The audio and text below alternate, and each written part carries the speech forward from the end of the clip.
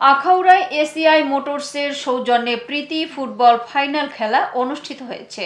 ব্রাহ্মণবাড়িয়া জেলা প্রতিনিধি এস.এম. নাসিরুদ্দিন খানের রিপোর্টে বিস্তারিত। আখাউড়ায় এসিআই মোটরসের সৌজন্যে অনুষ্ঠিত হয়েছে এক প্রীতি ফুটবল ফাইনাল খেলা। জমি চাষের ডক্টর সোনালিকা ট্রাক্টর এই স্লোগানকে সামনে রেখে শুক্রবার বিকেলে উপজেলার মোগরা উচ্চ বিদ্যালয় মাঠ প্রাঙ্গণে এই খেলা অনুষ্ঠিত হয়।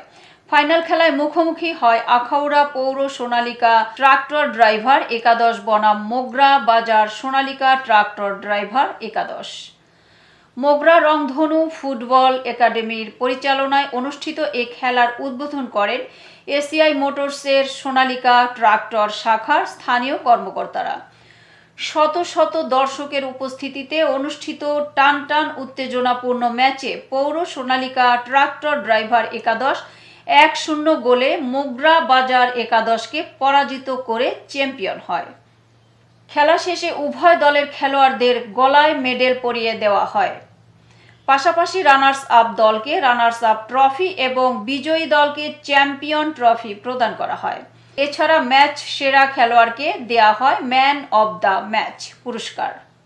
উপস্থিত অতিথিরা জানান, খেলাধুলা যুব সমাজকে ঐক্যবদ্ধ রাখে এবং সমাজ থেকে অসামাজিক কার্যকলাপ দূর করতে সহায়ক ভূমিকা পালন করে। আখাউড়ায় ফুটবল প্রেমীদের প্রাণবন্ত উপস্থিতি প্রমাণ করেছে এ অঞ্চলে এখনও খেলাধুলার প্রতি মানুষের ভালোবাসা অটুট রয়েছে।